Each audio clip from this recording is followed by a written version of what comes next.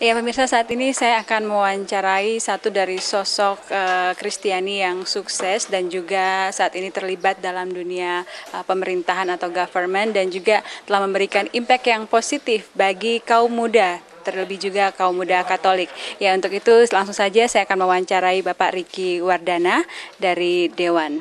Jelaskan mengenai kiprah Bapak dalam Dewan.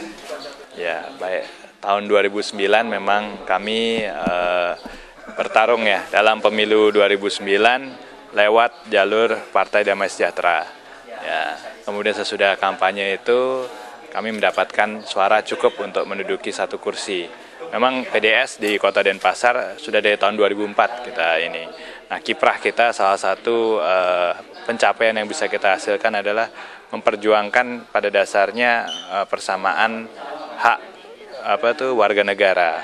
Salah satunya adalah mengenai izin gereja kan itu. Seringkali pemerintah daerah itu ada punya kecenderungan untuk sedikit menghambat di mana agama itu menjadi minoritas di daerah tersebut. Nah, itu yang kita perjuangkan sehingga izin prinsip dari Gereja Katedral di Renon sana bisa keluar 1,5 tahun sesudah saya menjabat. Ya, dalam hubungannya dengan KKMK ini Bapak ada saran-saran atau harapan dengan mengenai leadership khususnya untuk kaum muda Katolik? Ya, saya minta ini kalau dari lihat temanya adalah ini kan temu karya nasional eventnya. Jadi saya lihat ini bicara tentang kepemimpinan. Kita perlu kader-kader maupun anak-anak muda kita terpanggil untuk lebih banyak mengikuti event-event, terutama dari sini kan profesionalitas Katolik untuk bisa hadir dalam event-event yang diselenggarakan oleh KKMK.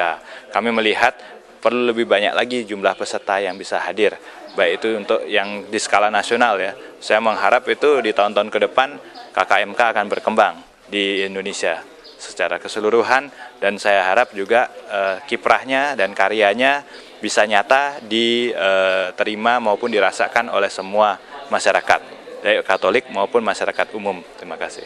Ya, Bapak, terakhir mengenai ide-ide konstruktif dari Bapak sendiri mengenai usaha atau bisnis ataupun hal-hal apa yang bisa dikembangkan dari para karyawan muda Katolik se-Indonesia ini sehingga bisa terus eksis dan juga bisa berbakti bagi pembangunan.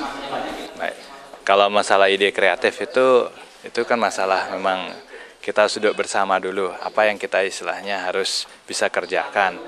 Bahkan itu misalkan memegang sebuah lisensi untuk sesuatu atau banyak didirikan itu oleh suatu komunitas itu kan adalah usaha-usaha bersama. Kita harus memikirkan bagaimana supaya profesionalitas Katolik itu bisa berhimpun paling pertama. Kalau sudah berhimpun pastilah ada ini, karena kalau di bidang kreativitas kita tuh tidak kurang. Banyak dari profesionalitas kita itu ada di perbankan, ada di bahkan di perfilman juga ada. Itu bisa jadi salah satu dari corong. Mungkin kita jumlahnya tidak banyak, tapi kalau kita bisa membuat suatu efek gitu ya, jadi kita bisa menyebarkan lebih banyak. Kayak model industri perfilman itu adalah salah satu corong media yang sangat penting kita harus kuasai. Mungkin kalau dari 7 gunung yang kita bicarakan itu kalau saya rasa untuk profesionalitas profesional Katolik harus mengutamakan gunung media itu yang paling penting. Gunung media itu dan gunung finansial itu salah satu yang harus kita coba mulai sedikit demi sedikit kita kuasai. Ya, Bapak bisa share sendiri mengenai usaha-usaha Bapak sendiri ya.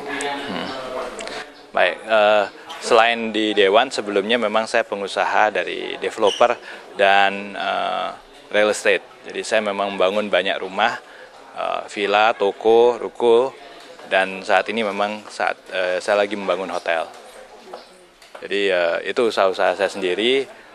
Terlepas itu saya ada juga kecintaan dan kerinduan bahwa sesuatu yang tidak benar di pemerintahan kita itu harus mulai kita benahi. Dan untuk membenahinya harus perlu orang-orang yang punya kemampuan untuk membenahi. Ya, kalau saya ibaratkan itu, misalkan kita bilang baik di eksekutif maupun legislatif itu warnanya abu-abu atau hitam, Ya kalau kita tidak pernah masukkan yang warna putih, nggak bakal pernah itu akan menjadi putih. Selamanya dia akan tetap abu-abu atau hitam. Sehingga saya justru menghimbau bahwa kader-kader kita, anak-anak kita muda supaya bisa juga punya kerinduan untuk memerintah di negeri ini. Terima kasih.